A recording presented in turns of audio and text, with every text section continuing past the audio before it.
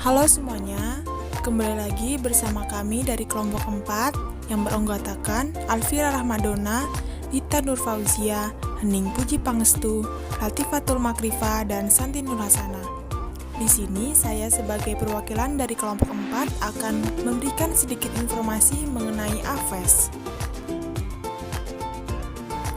AFES merupakan vertebrata dengan tubuh yang ditutupi oleh bulu atau asal epidermal, sedangkan hewan lainnya tidak berbulu.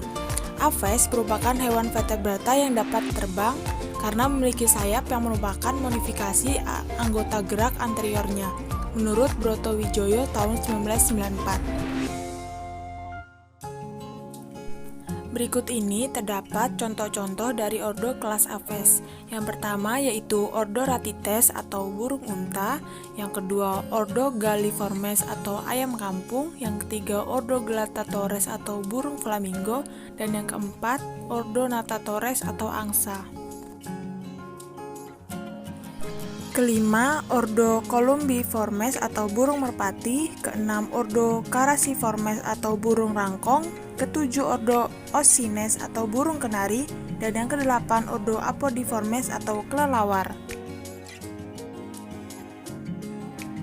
Ciri-ciri hewan dari kelas AFES. Yang pertama, memiliki sayap dan tubuh dilindungi bulu.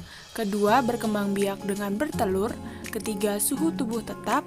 Keempat, bernapas dengan paru-paru dan pundi-pundi udara.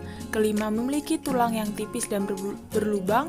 Keenam, mulut berbentuk paruh yang kaku dan kuat. Ketujuh, anggota gerak atas berfungsi untuk terbang. Kedelapan, kulit aki diselubungi masam sisik. Dan kesembilan, memiliki kantung udara.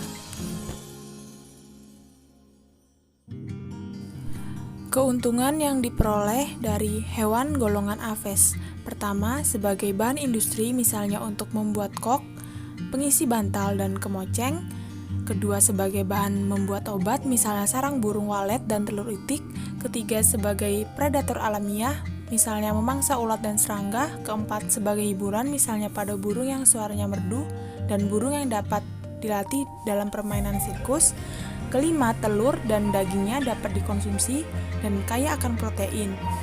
Sarang walet dapat dibuat sop sarang burung. Keenam, sebagai pengendali hama misalnya burung hantu sebagai predator tikus.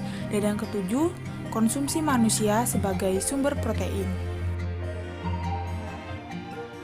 Selain memiliki beberapa keuntungan, hewan golongan AFES ini juga mempunyai beberapa kerugian, diantaranya menjadi hama pada tumbuhan khususnya yang menghasilkan biji-bijian seperti padi, gandum, jagung, dan lain sebagainya, menimbulkan penyakit pada manusia yang disebabkan oleh virus H5N1 dari unggas, menimbulkan bau tidak sedap yang ditimbulkan oleh kotoran unggas, menimbulkan penyakit yang diakibatkan oleh kotoran unggas seperti histoplasmosis yaitu penyakit akibat dari jamur yang tumbuh di kotoran burung yang kering, kardiosis yaitu infeksi jamur yang disebabkan oleh merpati, dan salmonellosis yaitu penyakit yang disebabkan oleh burung merpati, jalak, dan pipit. Berikut ini merupakan contoh AFES yang berperan sebagai hama. Yang pertama yaitu burung pipit atau Loncura leucogastroides, merupakan herbivor pemakan biji yang menjadi salah satu hama padi karena aktif menyerang padi pada pagi hari hingga sore hari. Burung pipit ini akan mulai memakan padi ketika padi berbuah sampai panen. Beberapa pengendalian yang dapat dilakukan untuk mengendalikan hama burung pipit atau Loncura leucogastroides. Yang pertama, tanaman serempak. Kedua, penggunaan tanaman penolak. Ketiga, penggunaan alat pengusir. Keempat, jaring perangkap. Dan kelima, memanfaatkan jengkol sebagai pestisida nabati.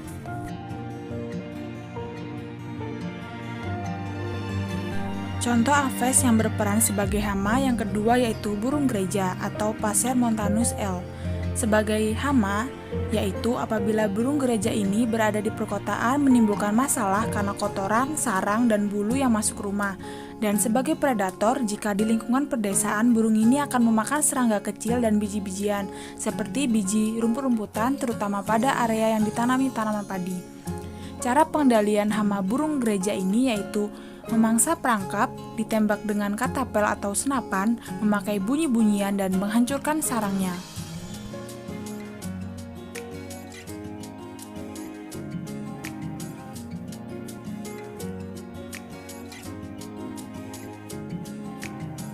Terima kasih karena telah menyimak dan mendengarkan penjelasan dari kelompok 4 tentang AFES.